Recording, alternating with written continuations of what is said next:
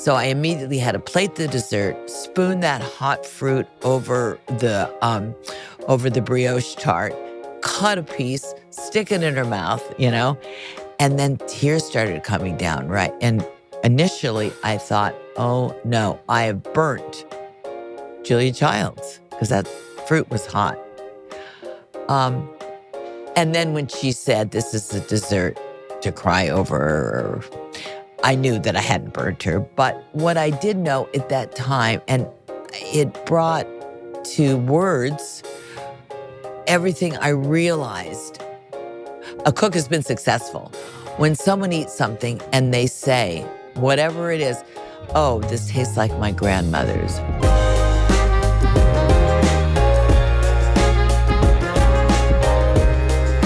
Hello, hello. Welcome back to Your Mama's Kitchen. This is the place where we explore how we were shaped as adults by the kitchens that we grew up in as kids. And not just the food, all the stuff that happened there, the laughter and the loud talk, the conversations about grace or grievance or getting ahead in life.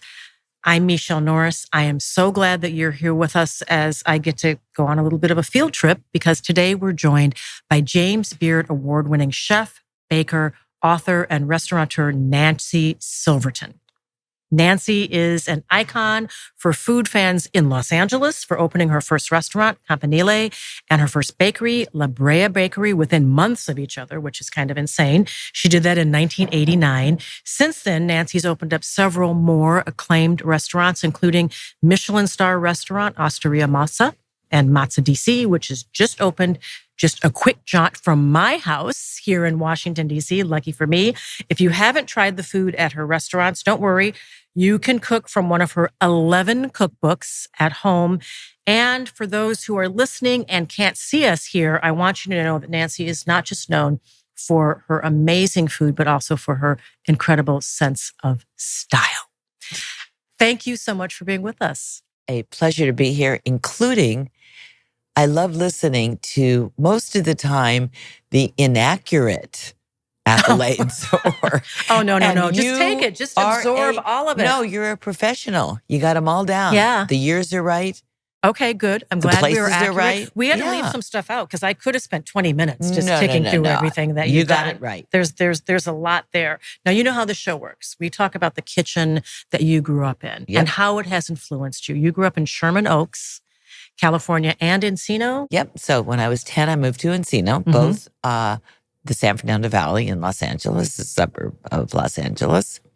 And at a time when those areas were booming, a lot of houses being built, kitchens were becoming sort of a thing then with a little bit more design and style kitchen islands, but also stoves. It was the era of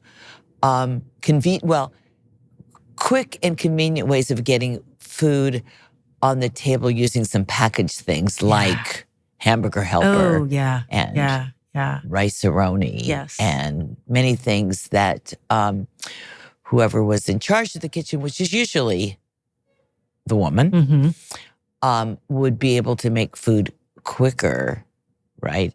And but in a sort of less tasteful, nutritional way. And that was the antithesis of how I grew up. However, I resented that my mother didn't buy those packaged goods. Oh, you wanted hamburger helper. I wanted hamburger You wanted tater helper. tots. You got it. I wanted it all. And she refused. Good for her. Good for you. Good for me eventually, yes. All of a sudden one day I realized she was spot on, right? But not growing up. Growing up, I was, even though being at the table, and I'm sure we'll talk about that, was a very important part of my daily regime. What I was eating was not always. You wanted what the other kids had. Yeah. Do me a favor. Take me inside the kitchen. Choose which one, either Sherman Oaks or Encino. Describe it for me if I walked through the front door of your house, made my way back into the kitchen. Close your eyes and tell me what it would look like. What would I see? What would I smell? I don't remember the kitchen in Sherman Oaks as well as I remember the kitchen in Encino. Both kitchens had the same dining room table where we ate at, or it was right off the kitchen. The dining room table that I still have in my house today, which is really a you wonderful have your childhood treat. Yes. dining room table. Yep. That's great. And it's so fashionable. It's mid-century, it's great. But I love the fact that the kitchen was part of where we ate, meaning that we had an open kitchen. So I know that was really important to my mom. The idea of standing at the stove, stirring something in the pot, right? And looking at us at the table and then joining us. It's just a memory that I have, right? That's the beautiful thing about an open kitchen. Yeah. That it sometimes can get a little loud, but you can cook in a way that you're part of your family. You're not separated from your family in a space where they're off doing something else. Cooking becomes a communal exercise. Right. And especially if the person that's cooking is enjoying the process. So I didn't realize it then, but I definitely realize it now that for my mother, it wasn't a chore, or it wasn't something that she was expected to do. That was what she wanted to do. My mother was a writer. So first short stories, and then eventually that turned into writing for television, right? But I just know every day around 3-ish, 4-ish, she stepped away from her Selectric typewriter, right? Oh my God, when you said that, I could just hear it. I could hear the return on the Selectric. Know. And how much she loved that Selectric typewriter. 3 o'clock, 4 o'clock, she would step away, and that's when she would start to prepare dinner. So, first of all, the routine that she stuck to it. Yep. That she wasn't skidding into the kitchen at 5 trying to put something together. Because if you're eating, I read that you ate every night at 6:30. Every night at 6:30 at the table.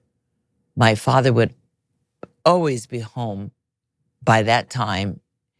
My sister and I had our places at the table. My dad, my mom, and every night, that's what we did, is we sat down as a family where we talked. What kind of cook was your mother? Was she an adventurous cook? Did she have a few staples that she returned to time and time again? Did she allow you to travel through her cuisine? That's a great question, because she was an adventurous cook. Now, back in the 60s, I was born in 54, but, I don't remember those first few years. But so I say that growing up in the 60s eating, there weren't a million, cookbooks out there like there are today. There was, but the ones that she would collect were tiny little ones that sort of involved non-American cooking. So she was not an American cook in the sense of she never made fried chicken. Meatloaf, not her thing. I don't remember meatloaf. I remember her playing around with beef bourguignon, and I remember her playing around with a lot of Greek food. My parents were always very interested in sort of the smaller restaurants, flavors that were kind of more not as common as they are, that people that I was growing up with were eating spaghetti and meatballs, and they were eating fried chicken, and they were eating meatloaf, and that wasn't what my mom was cooking. So she would go to a local restaurant, she'd have grape leaf spanakopita, something like that, and she would, I'm going to figure this out. I'm going to reverse engineer this, and I'm going to figure out how to put it on my table. Right. And I would say all the time, why can't you cook like a normal mom? And I remember that. And her answer would be? I'm not a normal mom, probably. Because they weren't kooky. Well, they had some kooky friends out there, but they just weren't mainstream. They weren't mainstream people in their taste, with their politics, with just even in the way that they raised me. My father was a very involved parent. Most of my kids most of my friends growing up, their fathers were like absentee fathers, They watched sports on weekends, and my father would take us horseback riding and hiking and, they were just... That's really wonderful. What a gift to you. Yeah, what a gift. I'm thinking about the time frame. It's interesting that your mother chose to cook, that she chose to cook carefully, that she chose to cook spending 2-3 hours prepping a meal, because the messaging that a lot of women were getting at that time from the food industry was, we're going to free you from the drudgery of cooking. Yeah. We're going to allow these working women to give it all to their work and give something resembling healthy food to their kids because it came in a box or it came from the frozen food section. And it sounds like she wasn't buying that. Nope. Was she influenced by Julia Child? It's funny. When you mentioned beef bourguignon, that's why I wondered. Well, that was when I was older. Mm-hmm. So it wasn't when I was 10, but more when I was, I don't know, when did Julia Child's Mastering the Art of French Cooking come out? I don't know. Because I remember my mom, and I have still my mom's copy on my shelf. Do? Yeah. And I do. And I remember when my mom mastered the roast chicken, and she loved to talk about how many pages long the recipe was, how many times you had to turn the chicken, how many times you had to change the temperature. But she felt accomplished. She really felt like she had accomplished a big thing. Yeah. We have done, 70 episodes of the show, and 70 plus, I think now. And it is amazing the influence that Julia Child had on an entire generation of women in the kitchen. And that it wasn't, there's something about her. There's probably a whole dissertation to do on Julia Child and how accessible she was, because she was doing, it was not necessarily easy what she was doing, but she made it accessible and inviting. And fun. And that's the thing. It didn't seem like for her either a chore or it was tedious. And she also didn't hide behind her mistakes. She made them, she dropped them, and she just went on, But for me, I think the idea that she enjoyed what she was doing. And I talk about that now when you walk into kitchens where you see unhappy cooks and then you eat the food and you know that unhappy cooks make unhappy food. That comes up again and again in our show also. Yep. You taste the emotion of the cook. You do. So I'm going to go back to the childhood kitchen in a moment, but since we're here in your restaurant and you believe that to be true, what do you do to make sure that your cooks are happy in a space like this? How do you create a happy kitchen? Well, for being, having a restaurant in Washington where, I was here a week and a half ago for one day, and I hadn't been here since before the summer, a few months, and obviously I'm not here on a daily basis to check in. I try when I'm here to make sure that they know that I'm always thinking about them, which I am. But, that kind of leadership starts from the top. So it's very important for me to really have a strong relationship with the chef and make sure that that chef is still has her heart in it, his heart in it, right? It's important because once that stops, once that is dialed in, the kitchen, the place falls apart.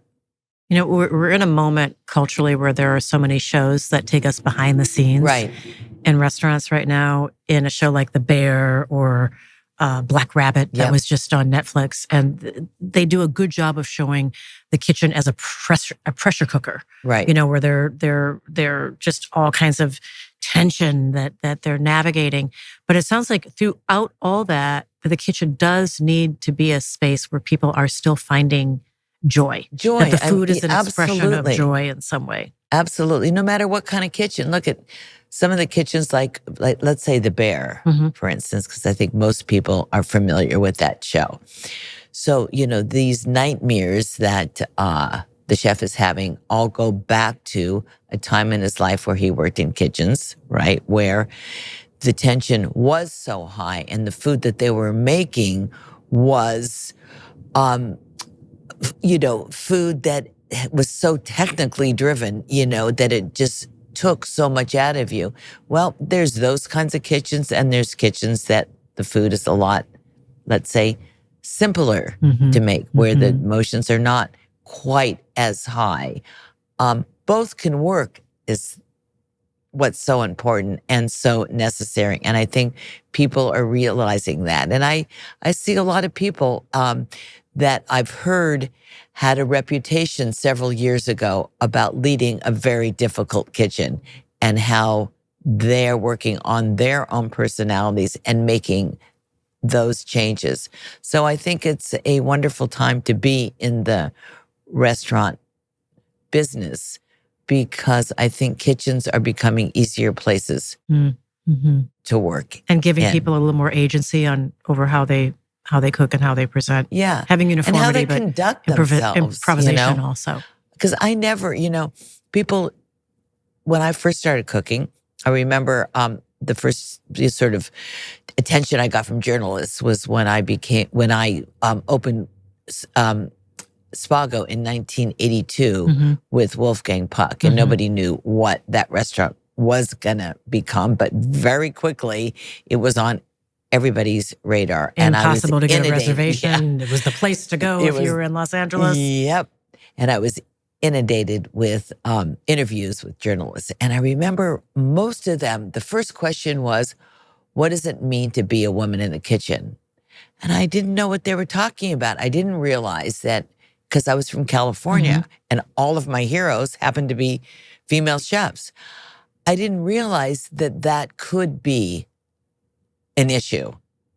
And I didn't know how to answer it. Like, a woman in the kitchen, what does that mean? Because I grew up with very strong women in my own family. And so I didn't have any of these nightmare stories that you talk about or we see on shows like The Bear or in movies, where it was very, women really struggled, or women felt very, taken advantage of, abused, mistreated, all that. I really didn't have access to capital, to open restaurants. Yep. So I was very lucky. I want to talk about your entry into the food space and how you were influenced. How does the kitchen that you grew up in influence the chef and the businesswoman that you are today? Watching your mother and father, navigate their own kitchen. How did that impact the person that you are today? I think the way it impacted me was that I knew that I could become anything I wanted to become. And that was key, because when I chose to cook, and that's really all I chose to do was cook. I didn't choose to be a cookbook author or an owner of multi-unit restaurants or a television personality. None of that. In my day, it was just to cook, right? You decided you were heading in another direction, and you, as Michelle Obama would say, swerved. Yes. And decided to do something else. Yeah. And that came from knowing how happy or how fulfilled or how important it is to find that thing in life that makes you happy. And, both my parents loved what they did. And both my parents would share what their day was like at the table every night. And never once did either of them ever complain about what a miserable day they had. And that, just as my friends' parents were cooking crazy food that I wanted, but one thing I didn't want is something I heard all the time was how unhappy their day was and how wonderful it was to come home, take off their shoes, make themselves a martini, and turn on the TV because they had a miserable day. And I knew from very, very young that I would never work in anything that did not give me pleasure, that had to be synonymous, life and work, that there was no separation. You didn't want a job that would beat you down to the point that you needed a drink to take the steam off. Not at all, and I feel lucky that I never once did anything that forced me to have that drink and turn on the television. Was there a meal or a moment that was like an epiphany for you? Like something you ate, something you saw, something you cooked, something you experienced that made you think, this is what I want to do. I want to spend my life making food, making joy for people, creating meals. Yes. And that was when growing up, there was absolutely no interest in the world of food, as I think I've made it pretty clear that. Even though your mom we should say, I did read about you. Your mom was making spanakopita and Colorado chili. Yeah. And she had this like Caesar salad, but like a original with anchovies and eggs and everything. So she was really an adventurous cook, but you weren't interested. But I wasn't interested in that. I wanted young to be like everybody else, eat what everybody else was eating. And again, a TV dinner was a treat. Why do you have to work so hard at make something where so what was your already epiphany? did it for you? No, but my epiphany was in college when I started cooking in my college dorm, first semester, freshman. Not anything to do with food, not anything to do with needing to get some supplemental income to help me pay for school. Neither one of those. But more, why else do you go to college? Besides an education, is to meet a cute boy, right? I mean, So where were you and what were you cooking on? I was hot plate? At Sonoma, in the dormitory kitchen. So it was a brand new kitchen, brand new dormitory at Sonoma State College in Northern California. And he was the vegetarian cook. He was a student, but and he was there to supplement his education. He was the vegetarian cook. I became a vegetarian the day I walked up to him and said, I'd love to cook in the kitchen. I became a vegetarian that day and also a food enthusiast that day. He must have been really cute. And he was really cute. And he still is really cute because I still see him, by the way. He's a winemaker now. Walked up to him and said, I'd really love to cook in the kitchen. I love to cook. And can I cook in the kitchen, right? And he hired me because he needed a team. I bought a cookbook. It was called Cooking Creatively with Natural Foods. I had never even cooked out of a cookbook. And that was when, by the way, the height of bad vegetarian food. So everything was heavy and brown, right? Yeah. Lots of, a lot of lentils. A lot of lentils, a lot of seitan and Wow. I'm so impressed. Seitan, that's like flour and water or something. It's paper mache. It's paper mache made into something that looked like a tri-tip or something. But I do remember bringing out a casserole, and it was vegetables, right, with a ton of cheese melted all over them and sesame seeds, right, and setting them on the buffet, the vegetarian buffet, and people coming up to me and telling me how much they loved my vegetable dish. And the feeling of, I don't know, was it recognition? Was it whatever that feeling of feeding somebody or feeding people that loved what you made, what it did, it really just it resonated. Sends a glow through you. It does. That sense of radical hospitality really does something to you. I believe in that. And that's where I got the bug, was then, with vegetables with too much cheese and sesame seeds, right? That's Actually, that sounds pretty good. I think I could make it better today. Okay, yeah. So then you kept going. And you eventually called home and you said to your parents, I think this is what I want to do. How did that conversation go? Yep. And it could have gone so south. Today you call your parents and you say, I don't want to be a doctor. I want to be a chef. And they're like, yay, because they've seen people like Nancy Silverton. Yeah, right. Great.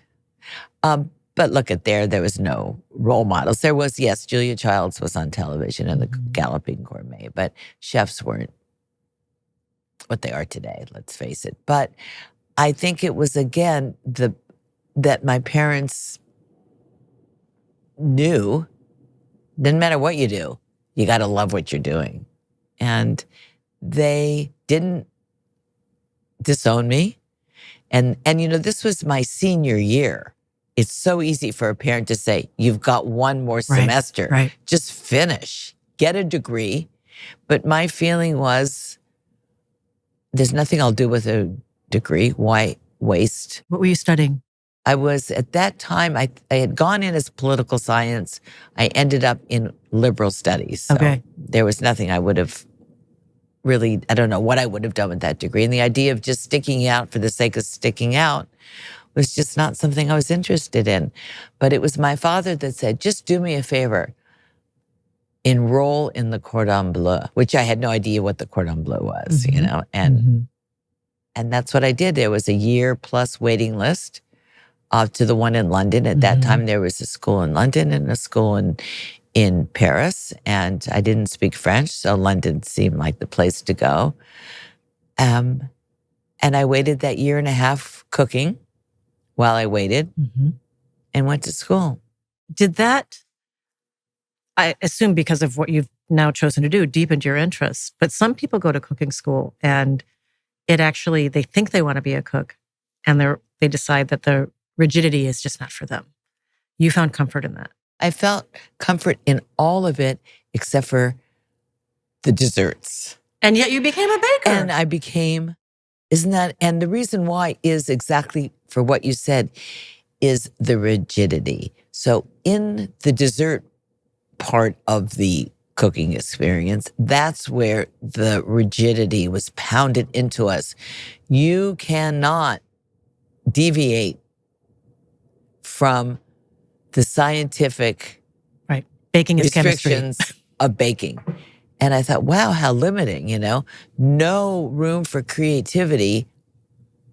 That's not for me. And yet, so that's the part of the kitchen I'm the most comfortable in. Did you become a baker because I'm going to show them, I'm going to introduce some improvisation into this genre of cooking? I became, I started with pastries right before bread, first of all. And pastries because that was the only opening in the kitchen of the restaurant that I wanted to work at. You know, my mentor there was Jonathan Waxman, probably one of the most talented, genuine chefs that's still working every single day, right, in New York.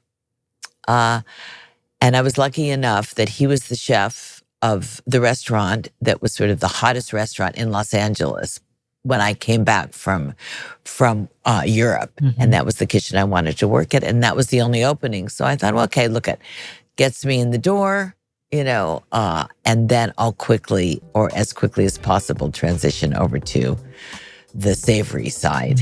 And I just never left that world, or I didn't leave that world for quite a few years.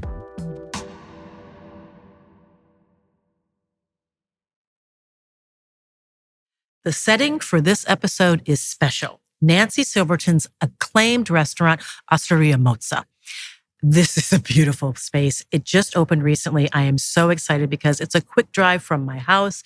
It's not just a restaurant. There's also a market up front where you can get olive oil, vinegar, spreads, jams, all the good things to create the space of Mozza in your own kitchen. I love talking to Nancy and hearing about the summers that she spent in Italy cooking by herself in the kitchen. I love how she described the kitchen that she created, where it's full of all the things that she needs, but it's also a simple space. It's about function and it's about creating a space for hospitality. One of the things that I love most about traveling is discovering new cultures through food. When I travel, I'm often staying at an Airbnb, and I love to cook in a kitchen, but I also like to venture out in the world. And when I do, I sometimes wonder, it'd be great to learn more about this restaurant, to actually get in the kitchen and figure out how to learn these recipes so I could bring it back to home. When I travel, I'm always looking for special experiences that bring together food, culture, and connection. Mozza has done just that with their Airbnb experience in Los Angeles, where guests from around the world step into the kitchen to learn the art of Italian cooking and the philosophy on the culture. It's more than a class. It's an immersive culinary journey that showcases how food connects people across cultures and traditions. Just like the stories on Your Mama's Kitchen, the Airbnb Mozza experience reminds us that the kitchen is where legacies are built, flavors become memories, and strangers become family. Discover more experiences on Airbnb and create your own unforgettable kitchen story.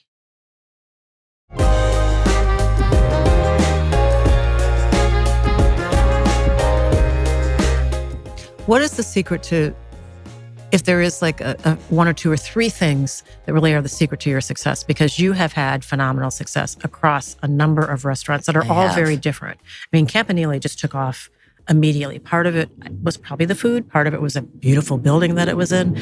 La Brea Bakery had lines, out the door. What is it that people find in your special sauce for business that makes them come back again and again and again? I think that if you were to rephrase that question and say, like, what do you think? Well, you kind of said, like, kind of like what the key to your success, or what would you feel like that what you have that's kind of special that makes it all work? And I think that something that I had not recognized at the time, but have recognized looking back or with reflection, is that I think I figured out what people want to eat and then gave it to them. So whether it's a certain type of dessert, let's say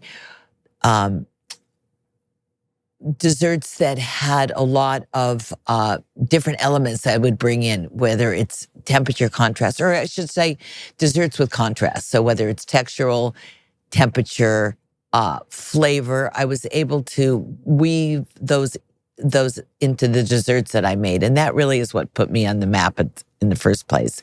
But then after that, realizing that people want to eat bread and good bread, realizing that what people really only want to eat is a delicious, toasted, buttery grilled cheese sandwich. And I gave him that. And then there was pizza, So I think that I wasn't trying to figure out what is my next trendy thing I could do to make my place trendy, which always means short-lived. So that's, who wants to be trendy, right? You just want to be sustainable, right? But just the ability to figure out what it is people really want to eat. And I don't think people really want to sit down at a table for 4 or more hours with tiny little courses and, bowing to the chef between each course. I think really what people want to do is to be with people that they want to be with at a table, eating food that is helping them to promote great conversation and great love and great community. I mean, I think that's what people want in dining. And every once in a while, they want a 4-hour meal where they want to be impressed, right? Is the goal also to give people, to introduce them to new things, but also have something that is very relatable to them, like something that would taste like this would be served at someone's kitchen table if you weren't at a restaurant? Not only someone's kitchen table, absolutely, but also that can bring them back somewhere that it's either a memory or something that's comforting to them.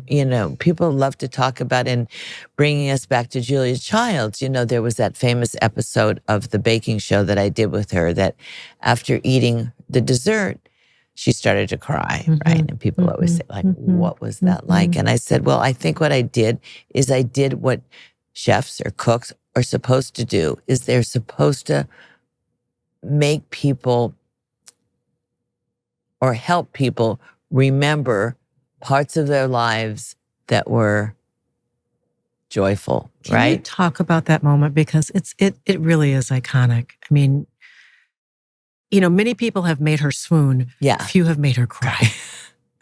And, that the act of her crying, was just that I know that at first I thought I burned her. Let's put it this way. So when cooking on her show, which was a show that could be edited and parts were edited, but for the most part, she liked to cook. She liked to have her show be in real time. The instructions that she always gave the people that she cooked with was, when there's 3 minutes left in the show. I'll give you a hit on the hip, and that means stop what you're doing, cut what you have, stick it in my mouth, and I'll taste it, right? And so I was making a dessert for her that involves sauteing stone fruit in a very hot syrup. And that's when I got that whack on the hip. So I immediately had to plate the dessert, spoon that hot fruit over the brioche tart, cut a piece, stick it in her mouth, and then tears started coming down, right? And initially I thought, oh no, I have burnt Julia Childs because that fruit was hot. And then when she said, this is a dessert to cry over, I knew that I hadn't burnt her. But what I did know at that time, and it brought to words everything I realized a successful cook has been successful.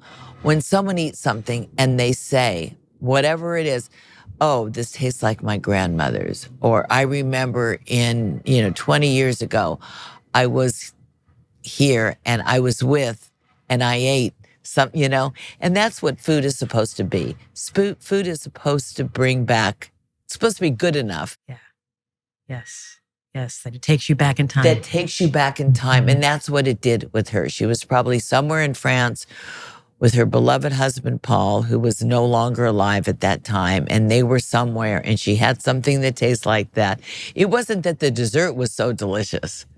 It was that the memory was so special. And it's interesting that you create food. I'm having a little chill here as I think about this. That you create food that people years on will say, this reminds me of when I ate at Osteria Mozza. This reminds me of that dish I had at Campanile. This reminds me of this bread, this olive bread that is, I've been searching for this taste and I've never found it. And this is the first time I've had it. And, you will never know about that because it'll happen years hence. But that's what you try to do. Yeah. I love, you mentioned grilled cheese, hot, buttery, gooey grilled cheese sandwich. I love that you leaned so heavily into grilled cheese. You had grilled cheese Thursdays. Yes, at Campanile. On the menu. What is the secret to a good grilled cheese sandwich? Well, I think simplicity. So, I think that what happens sometimes with the best things, it's hard for cooks to leave them. Oh, they do too much. They do too much. They add too much. For me, the success of a great grilled cheese sandwich is, first of all, great bread. You got to have great bread. It's got to be buttery. You got to have the right cheese with the right slather butter on the bread or on the pan? On the bread. It has to have cheese with the right meltability. I really like the Gruyere types of cheese because I love that stretch. But I like it just cheese. So I like some onion in there sometime, but not that. It doesn't have to have caviar or foie gras or, it can, short but ribs. Yes, it can. But to me, a simple grilled cheese sandwich, nothing beats it. Do you have thoughts on people who put mayonnaise instead of butter on the bread? You know what? And I have. And it was certain breads and certain styles, it does work. My son introduced that to me. Yes. And it was actually with a kind of hard, crusty bread. It works really well. It does. It gives it a crisper and it also adds a little color to the toastiness of the bread. Your son was right. Yes, he was. He actually, I'm learning from my kids who love to cook now. And that's one of the benefits of cooking also, is that your mother was doing this, planting seeds in you, right? Yep. You were watching her. Did you ever work with her in the kitchen? Were you a sous chef? You didn't chop or braise or anything like that? No, and it wasn't like this is my kitchen, meaning speaking as my mother. This is my kitchen. This is my domain. I don't want anybody in here, right? It wasn't anything like that. But for some reason, there was never come on in and help me. And I didn't have the desire to help. So I'm not sure, because I know a lot of people that really have stories of cooking side by side with their mothers or baking with their grandmothers. And that is a memory I don't have. So you were in the kitchen doing homework or something, but not actually cooking with her. So this was also at a period where we were starting to talk about ecology. Now we talk about climate change. Right. But back then we were talking about ecology. And remember there were those little bumper stickers that people had with the green E that they would put, on the back of their car. And we were worried because of the oil crisis. And the through line here is you now have a green star. Right. Which you must be very proud of because there are a few restaurants that do. And for Osteria Mozza, you have the Green Star for sustainability. Right. Are there misconceptions around sustainability? Is it actually easier for people to do if you bake it in, to use a metaphor, if you bake it into your concept from the start? Exactly. Now, we haven't gone to the extreme. There's a very well-known chef in the south of France who has eliminated all plastic from his restaurant, including his purveyors are not allowed to deliver anything. In plastic. That eliminates a whole lot of stuff. Oh, yeah. Or and a I'm lot just of thinking people of that have done plastic, what are they called? The delis? The delis, yes. I know. That there's just, they're everywhere in a kitchen. Exactly. Yeah. None of that. And no plastic wrap, nothing. Now that's really a committed person. Yeah. But if you build in to your daily routine, then it's easy to follow. But it's funny, growing up, my mother was already on that and I hated her for it. So for instance, I wondered if there was a through line. Oh, yeah. One thing I couldn't stand about, there were many things. Look I don't know how you felt growing up, but there's a lot of things that kids are resentful or wish their parents were a little bit different. So my mother never, I shouldn't say she never allowed us things like potato chips and things like that. But when she did, that wasn't something that we got every day. That was really a treat. But she would never buy the individual bags of, like, say, potato chips. Oh, the little mini bags of Fritos. Because wasteful, all the packaging. Mm-hmm. Only if she ever bought it, it was the giant one. And also never, economical. Economical, but that wasn't the reason. It was wasteful. Mm-hmm. She recycled grocery bags from the supermarket. So I didn't get all the beautiful little lunch bags that all my friends got. I got the giant supermarket bag rolled over a million times. Nothing was wrapped in plastic. She felt wax paper was the way to go. Hated it. Mm-hmm. I used to say, but cling wrap, Like your sandwich would be wrapped in wax paper? Yeah, wax paper. Never the crust cut out the way I wanted. My fruit was not peeled. Carrots were not peeled because the healthy part was in the skin. Those kinds of things, which, yes, I've adopted. But growing up, it was sometimes humiliating. Your mother, her name was Doris. Her name was Doris. Let's sing a praise song for her because she was pouring into you a practice that you now have built into your own life. Exactly. And those are the kinds of things that I would love if she was still alive, that I could say thank you, or you knew what you were doing. Yeah. Nowadays you are so busy. You spend a lot of your time in Italy. Mm-hmm. Every summer you live there for how many weeks? This summer, 7 weeks. Oh, now that's living a very good life. That's really living a good life. And you run a number of restaurants, which means that you cook less, at least in the kitchen, in your restaurants. The United States. But in Italy, I cook so much. I make up for it. My years of not being able to be behind the stove during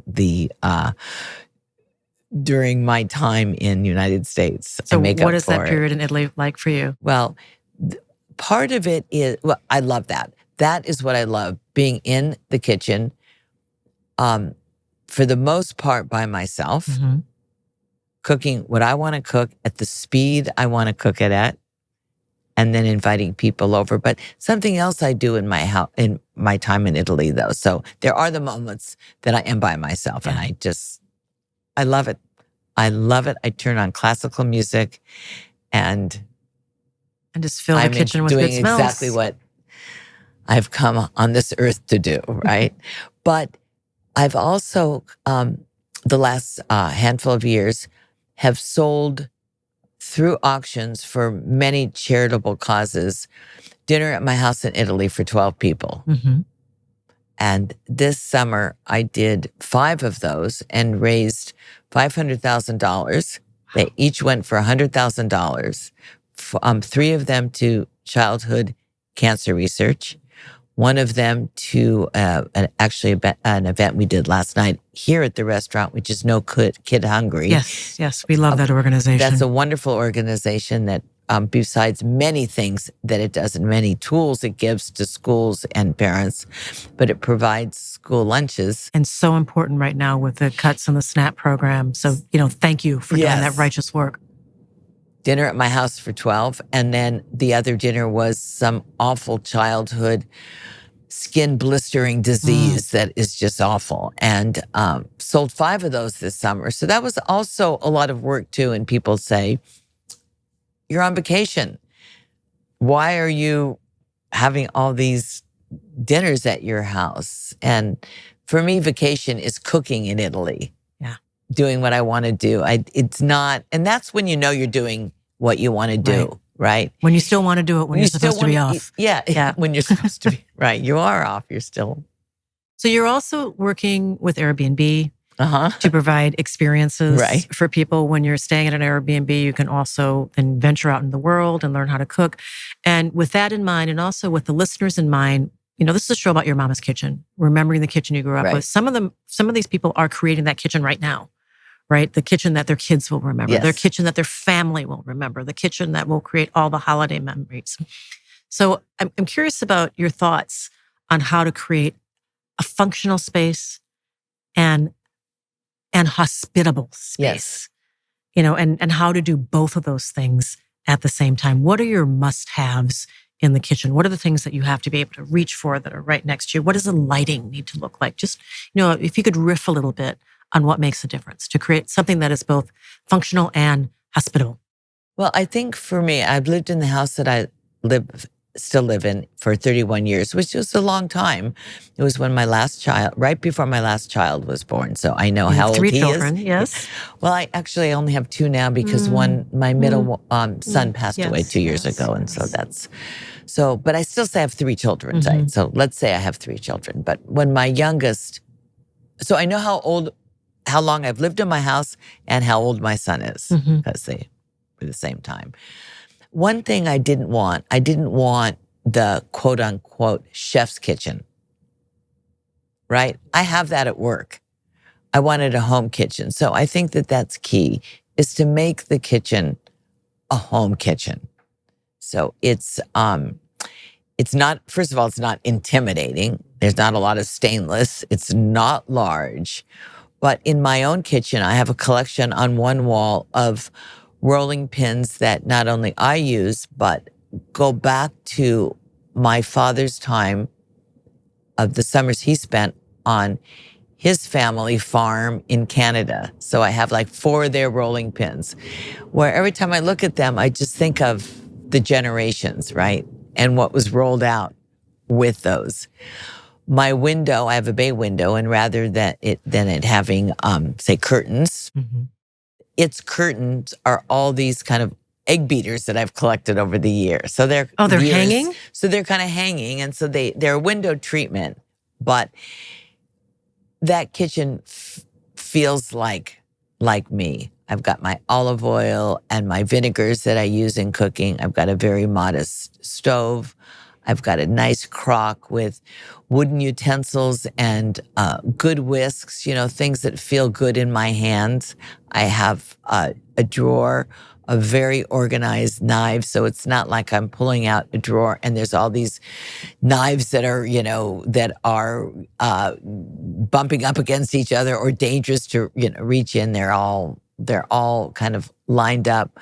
I've got 2 great drawers full of sauté pans and saucepans, but nothing's fancy. There's nothing that plugs in. I do have a 5-quart KitchenAid mixer, and that's the only thing that has a plug besides my espresso machine. No blender?